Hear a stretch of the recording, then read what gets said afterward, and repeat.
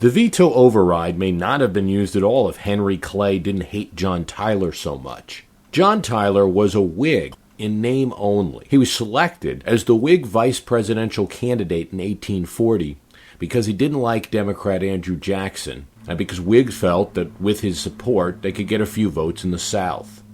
But he didn't share any issues with the Whig Party, who at that time was led by Henry Clay, the Speaker of the House. William Henry Harrison, the president that Tyler was to serve under, died after a month in office, and Tyler took over. No one expected this. Indeed, the slogan of the election of 1840, Tippecanoe and Tyler too, reflected the afterthought that the vice president was on a ticket with a hero of the Indian Wars. Harrison was to be a stand-in for Henry Clay, who would really be running the show behind the scenes at the presidency. But Tyler, the proud Virginian planter, had different ideas. He shut Clay out and made his own decisions, didn't listen to his cabinet, and his opinions were the direct opposite of his party. When the Whigs tried to put through their prized legislation, a national bank of the United States, Tyler vetoed it. The Whigs thought a national bank was crucial to the health of the country. Because of this and a few other issues, Tyler was kicked out of the Whig Party, and the Whigs supported Henry Clay over the incumbent president in the next election. In an attempt to win support for his own re-election,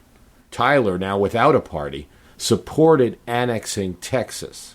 That didn't help Tyler, but it did hurt Clay, who found that the issue at Texas forced him to choose between Northern and Southern Whigs and split the party. So while Tyler didn't get reelected, Clay didn't get elected either, and it only intensified the hatred between the two. So on Tyler's last day of office, in response to a veto on an insignificant bill for a few federal revenue cutter and steamer ships, Clay did something spiteful, something that Congress had never done to a president. He quickly got the 2/3 of the House and Senate to override Tyler's veto. The ships were tax-collecting ships, not a significant part of the federal arsenal. It was a meaningless, symbolic, thumb-your-nose-at-the-president type gesture. But it was also historic. It was the first time in 55 years, first time since the founding of the nation, that the provision for override was used. And the reason for it, for the purposes of insult, and to show that Henry Clay and not John Tyler was the boss. It's probably not how the Constitutional Convention imagined the override would be used in its first instance, when they crafted it with much consideration. But it's probably how it has been used in many cases throughout history. And the irresistible story of a Congress checking and balancing a president in this way is still big news today, as Congress failed to override President Bush's veto of a child health care program, which will probably set up the stage for future battles between the Democratic Congress and an unpopular Republican president. The override was quite an important topic for the Constitutional Convention, since the veto itself was an important topic of executive power. The convention wanted to give a veto to the president, that was pretty clear, so that his office would remain powerful enough to govern and not be blackmailed by Congress in every instance, so that Congress couldn't simply pass a law to limit the president's power. But on the other hand, the members of the Constitutional Convention and the people who would approve the Constitution feared nothing more than a king, a new King George. Among his many offenses, King George III had vetoed colonial bills and would not allow them to pass, which severely limited the colonial governments. So when a veto or negative was proposed, no one except Alexander Hamilton wanted a president who could veto with impunity. A 2/3 override for votes was agreed on, and it may have seemed to anyone observing the early years of the American nation that the override was unnecessary. No one overrid Washington's 2 vetoes during his presidency, and all through the contentious years of Adams, Jefferson, Andrew Jackson, and Van Buren, the vetoes by these presidents were not overridden. It's possible that the override may have become a constitutional anachronism that would have not been attempted had the feud not developed between Clay and Tyler. 130 years after Tyler's veto, another president from the South, Jimmy Carter, tried to introduce a gas tax, 10 cents on the gallon, in an attempt to conserve energy. It was 1980, and not only was Carter facing a Democratic primary opponent, but the entire Democratic Congress was up for re-election. Like Tyler with the matters of Texas and the National Bank, Carter saw it as a high matter of principle and devalued the importance of the legislation to his party. Without this kind of action to conserve energy, Carter said, the U.S. would remain dangerously vulnerable to severe economic disruptions from terrorism, accident, embargo, or war. Oh, how his words sound today. But at the time, no one rewarded him for this long-term thinking. He would face a revolt in his own party. A bill was passed without the 10-cent tax, and Carter vetoed it. The Congress wasted no time. Without even a debate, it immediately voted to override Carter's veto by an embarrassing 335 to 34. And the next day, the Senate completed the rout, voting 68 to 10 to override. For Carter, it was principle. I recognize the political pressures, he said. I know it's a difficult issue, but it's good policy and good common sense.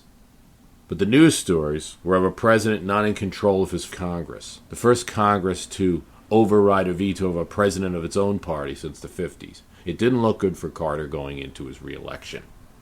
An override is always big news, and both for the reason that a powerful battle of constitutional forces is at work, and the executive branch is lost.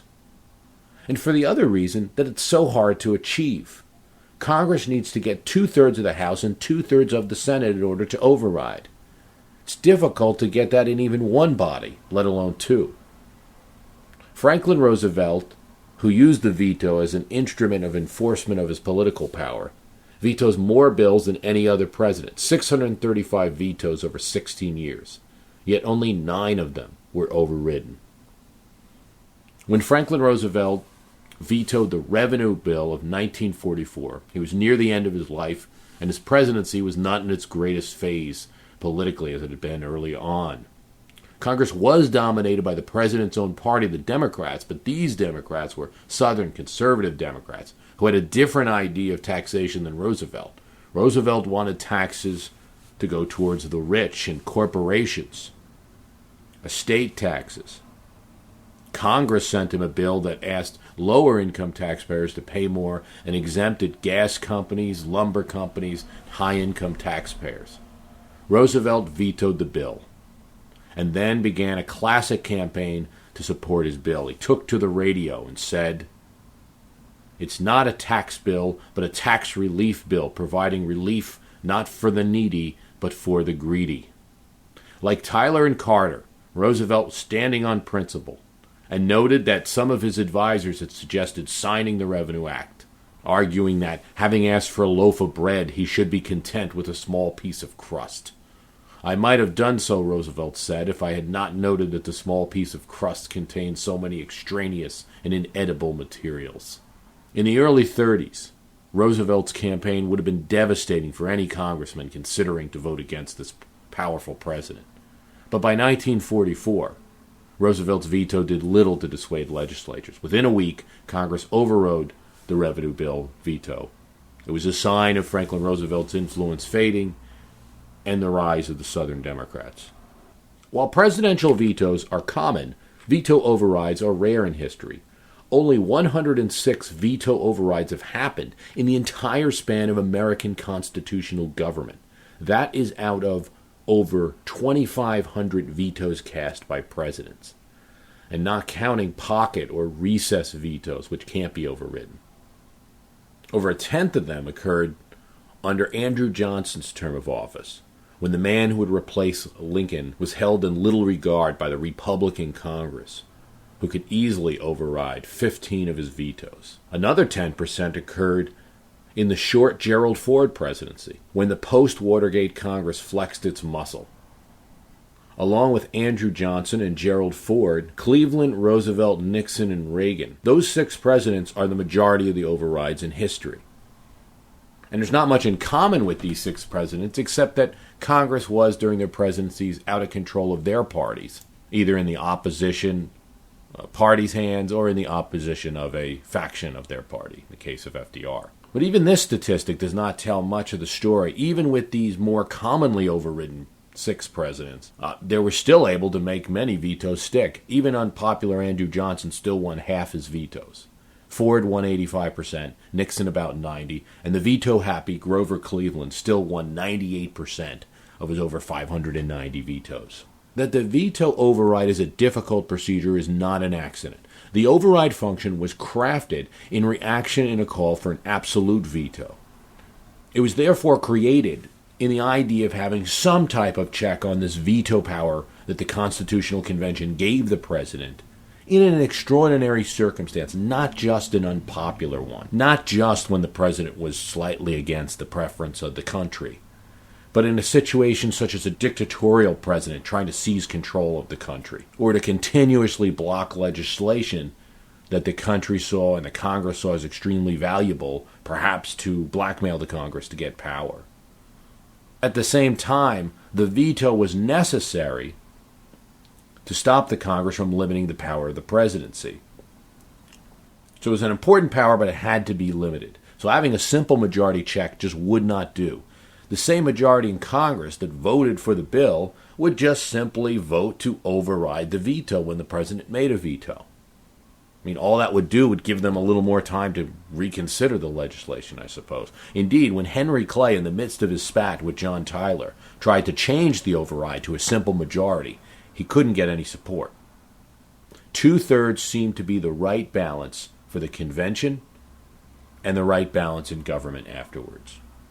The rarity of the veto override may also have been enhanced by the construction of parties, which was not something envisioned by the members of the Constitutional Convention.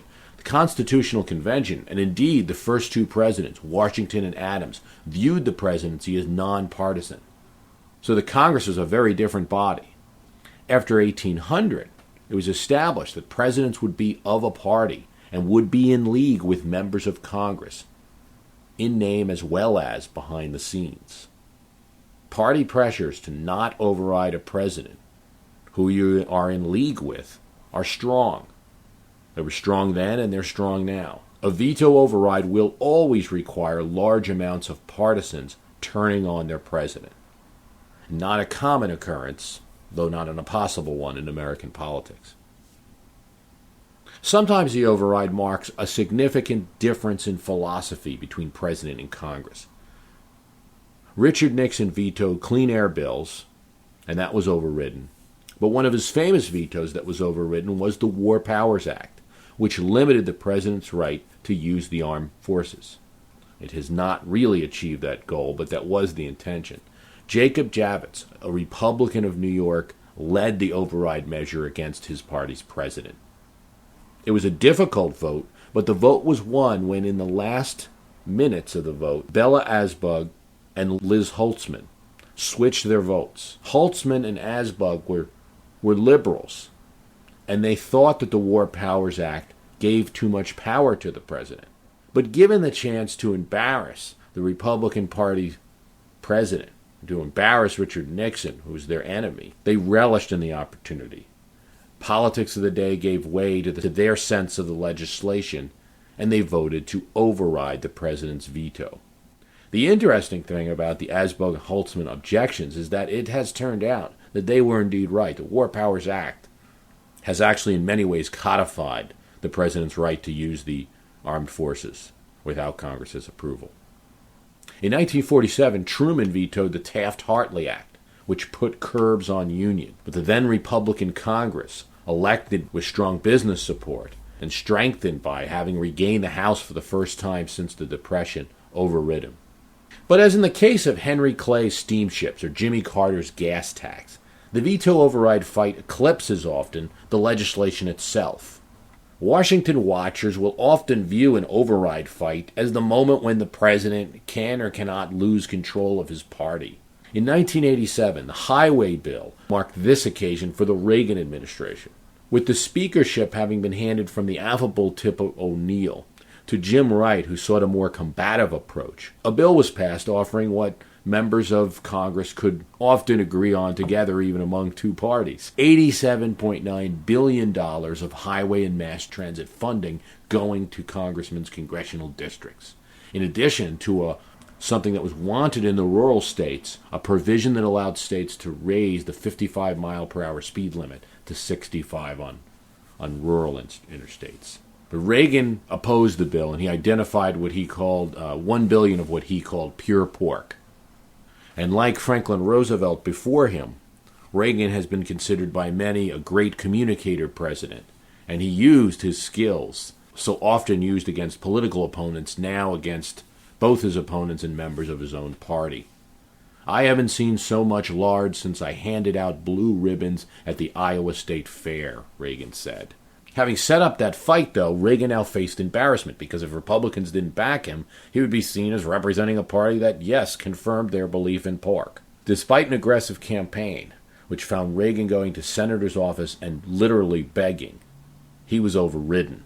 There's too much for congresspeople to benefit from in the legislation, both in the dollars to their congressional districts and for finally getting the relief of the federal government allowing them to raise the speed limit on rural highways. It was a huge psychic victory for the Democratic Congress, and coming at the same time as Iran-Contra, it marked the wane of Reagan's rule, absolute rule, in Washington. And now it seems that George W. Bush, in at least this override vote on child health care, escaped at least the fate of being seen as losing his own partisans. But there's little doubt, with an election year coming, that further legislation untenable to the president will be sent, and override battles will be had. The Democrats will find the most popular bills possible to assail President Bush with, and President Bush will hide behind his veto bunker. The meaning of this battle, with its sizing up of who's in control of the party, who's in control of Washington, the relevancy of the president, the damage that a vote could do to the nominee running for election from the same party. All of those meanings would be absolutely foreign concepts to the Constitutional Convention. But in function, the mechanism of the override, as a very high bar, is working today largely as they intended. With history beating up politics, I'm Bruce Carlson.